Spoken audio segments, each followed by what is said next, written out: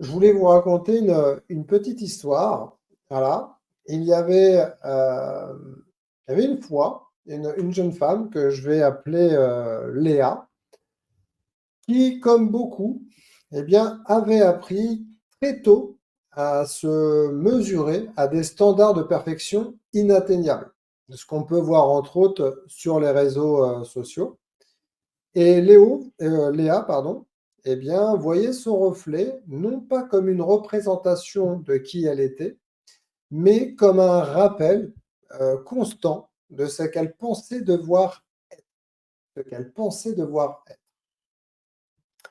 Et Léa, eh bien, elle était prisonnière eh bien, d'une quête sans fin pour atteindre eh bien, son image, une image en tout cas, idéalisée d'elle-même, et elle avait eh bien, une quête qui l'avait conduite eh bien, sur le chemin, on va dire, difficile, tortueux, des troubles du comportement alimentaire. Et au début, eh bien, Léa croyait contrôler eh bien, ses choix alimentaires et pensant que chaque restriction ou règle qu'elle s'imposait eh bien, la rapprochait de son idéal. Ça, je pense que déjà, eh bien, peut-être que ça vous parle. Mais avec le temps, eh bien, cette quête de contrôle s'est transformée en une bataille qui va être épuisante contre elle-même. Et puis une bataille aussi où, eh bien, à chaque repas, ben, c'était devenu, le repas en tout cas, était devenu, eh bien, un ennemi. Et chaque miroir, eh bien, un juge qui était impitoyable.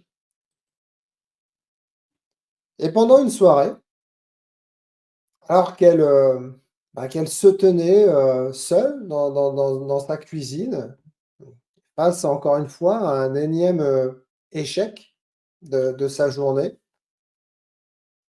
elle a entendu une petite voix.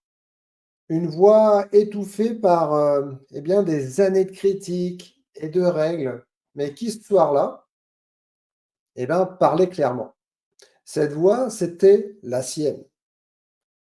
Elle lui murmurait une vérité qu'elle avait longtemps refusé d'entendre. Ce n'était pas la vie que tu mérites. Ce n'est pas la vie que tu mérites. Voilà la voix, eh bien, qu'elle a entendue, Léa. À partir de ce moment-là, ça a été le début, eh bien, d'un nouveau chapitre pour Léa. Reconnaître la souffrance et l'admettre, qu'elle avait besoin d'aide, surtout. Les premiers pas, eh bien, les plus difficiles et les plus courageux, eh bien, qu'elle ait jamais fait. C'est d'aller demander de l'aide et d'être honnête avec soi-même. Et en acceptant, eh bien, en acceptant sa vulnérabilité, eh bien, Léa, eh bien, a entamé un véritable voyage, en tout cas, vers la guérison, vers la liberté, non pas vers un idéal de projection, comme on peut voir sur les réseaux, entre autres, ou dans les magazines ou à la télé, mais vers, eh bien, l'acceptation et l'amour de soi. Voilà mon histoire. Et peut-être que cette histoire résonne en vous. Vous pouvez me mettre euh, si déjà ça vous résonne, ça résonne en vous. Et puis, j'ai pas fini parce que Léa, eh bien, maintenant, à chaque fois qu'un jour, en fait, lui offre, eh bien, un défi, eh bien, elle sait que il va y avoir aussi derrière, eh bien, des victoires. Pourquoi? Parce qu'avec le soutien, eh bien, de la personne, d'un thérapeute qu'elle a choisi, eh bien, elle sait qu'il va y avoir, eh bien, des réponses et un apprentissage. Un apprentissage, eh bien, vers la liberté.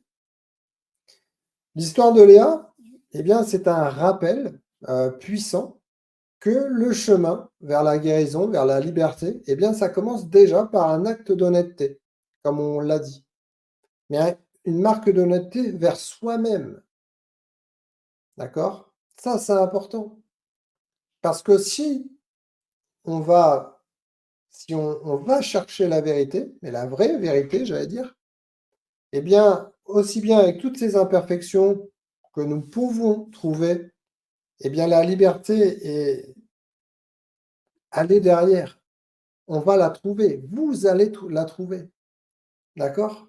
Donc j'espère sincèrement que cette histoire, elle vous parle.